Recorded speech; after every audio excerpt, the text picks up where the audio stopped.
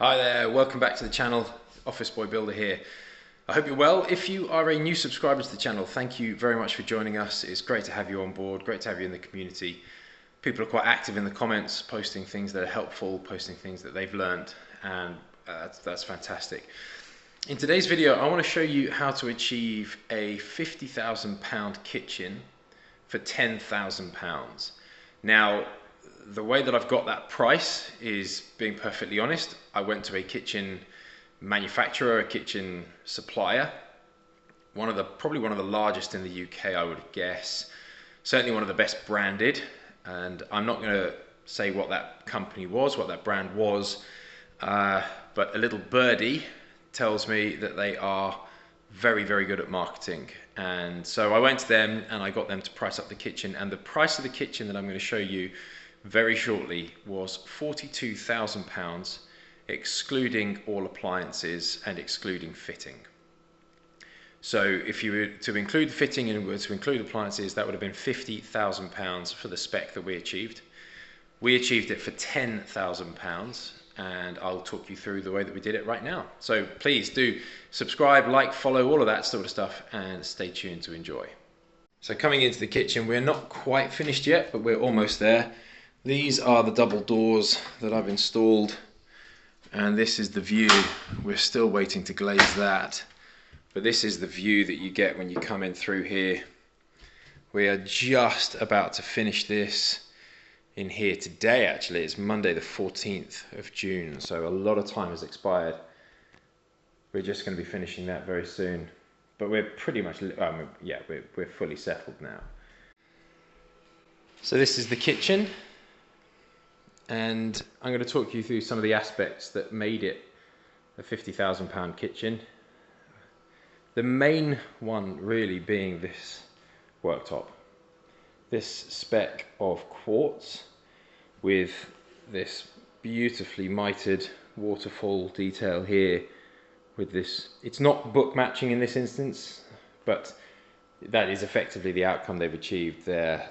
That really does make such a statement on this kitchen, and the veins and the detail are stunning.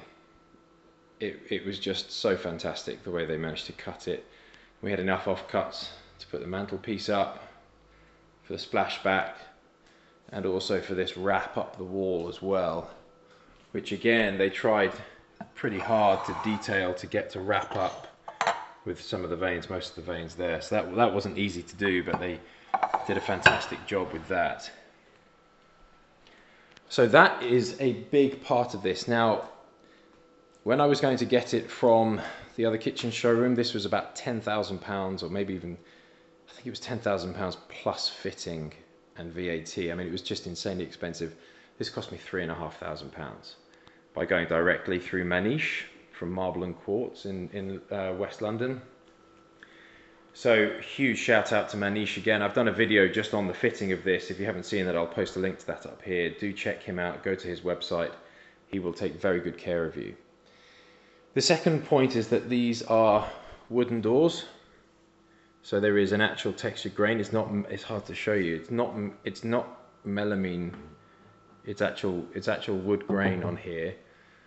That made it slightly more expensive from the other kitchen. Again, this is a Wix kitchen. If you haven't seen it, I'll post a link up here. It does everything that we want it to. Absolutely everything. Another point, when you're saving money on appliances, don't be afraid, if you're in the UK, to go with John Lewis.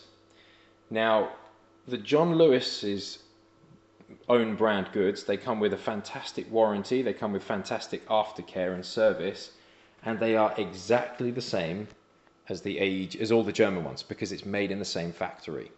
So it's just white labeled. It's a white labeled good made by Siemens or AEG. All of them are the same. It's just a different brand name. So John Lewis is fantastic for that.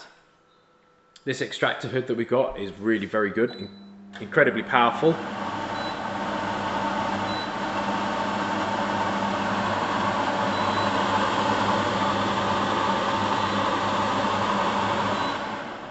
Very powerful, very strong, and did not cost a lot of money. That was £150 off Amazon. The sink, German German sink by Frank or Frankie. Very, very high quality. Really good. Again, 150 quid off Amazon. The supply chain through Amazon is actually very, very good, obviously, but the price is also good on these more standardized kind of, you know, when it's a brand, the pricing is generally quite good. It's the unbranded stuff, the FBA stuff, the white labeled goods, which tend to be a little bit more expensive sometimes, depending on where you're getting it from. This tap is an instant boil tap. So you open it up and there's the instant boiling water, but it's also got regular hot and cold. This is made by Fohen, F-O-H-E-N. I think there's an umlaut over the O. It's unvented, so it's not going to spray boiling water anywhere. It just shuts itself down and reduces the temperature if it gets too hot. It can go up to 98 degrees, which I appreciate isn't 100 like Kruger, but anybody that can taste the difference between 2 degrees needs to get a life. That was £580 versus £1,500 for the Kruger one. The oven, this is an F, this is actually a second-hand one, ex-demo oven, and it has a tilting handle, which is really comfortable on the hand. It doesn't slide in like the new modern ones do, but excellent quality. The fridge we need to change. Now this is where it does become a little bit disingenuous, right? 10 grand, a big American style fridge freezer like that's going to set you back £1,800 easily. So that is tricky. We haven't got there yet, but we did make sure that we piped in the water down there to be able to do water and ice and all that sort of stuff in due course. And then the pièce de résistance. This was the kind of non-compromise for my wife. This is the big kind of larder unit. It hides our microwave. I don't know why it's oak veneer inside rather than the grey colour. It's just the standard size they do. I haven't even finished putting those toe kicks on. You can see them under there, but it does come with this, which is a, you know, an automatic light sensor, which is quite nice. Wine rack for 14 bottles. It's fantastic, and this really was the kind of the main attraction for us with this kitchen for usable space and size. And I mapped very carefully. I don't know if you remember in a previous video, but I mapped very carefully to not put the underfloor heating in there, so that stays nice and cool. Some other things that make it a top spec kitchen, having things like hidden and discreet recycling for paper and plastic. That's quite nice. We left a gap here for a bin, but you could have done a pull-out bin. I don't like pull-out bins because they're actually really inefficient in terms of usable space typically versus just a bin like that. Nice wide drawers here for bits, and all soft close, Blum soft close, things like that. That's pretty standard now, to be fair. That's not like that's something especially kind of exclusive, but it does make a difference. And if you are buying a kitchen, the cost difference between soft close and non-soft close hinges is negligible and worth spending the money. Another thing that's probably quite worthwhile is getting a magic corner for these corners that are harder to reach. Gives you a lot more usable depth and is far easier to get stuff in and out. Dishwasher, again, super useful, integrated. Now this, I actually custom built this. There was a gap and there was a spacing because of the layout and the area, so I spaced that one hard up against the extractor fan on either side, spaced this one hard up against the wall here with the blanking panel, and then I split the difference and I built that custom myself using leftover panels. So that's harder to do, but it's a really nice look and you can achieve it yourself. And then obviously you've got the pelmets, cornice, toe kick, all of that sort of stuff up there nicely. So that is a very clickbaity title, but it is true. It's how you achieve a £50,000 kitchen, a £50,000 look on a budget, £10,000. The other thing that it's worth saying, and I hope that this doesn't come across as arrogant, but it is contextual. A £50,000 kitchen in, you know, a £250,000 house doesn't make sense. We have deliberately gone for a bigger, slightly more premium look and feel because of the house and what we're trying to achieve. And so in the broader context, you know, we have a bifold window here. That window slides the whole way open. Sliding doors, that's going to be glazed up here.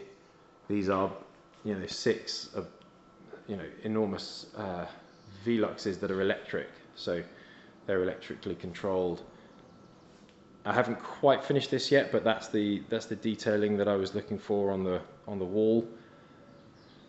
It is all about the context and how it fits with the overall house.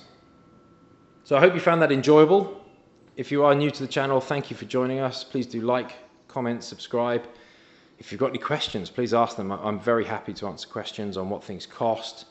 I am going to be doing a video very, very soon, so stay tuned. I'm going to be doing a video on basically this whole build, stuff that I've learned, things that I've done wrong, things that I would do differently, where I have over-engineered things and where I've been able to cut corners ever so slightly. So if you've been following the build process and you want to kind of know I suppose the Sparks Notes version, right? If you did GCSE English or Maths or something, you read the Sparks Notes. This is the crib sheet that I'm going to be giving you in a video coming up very soon.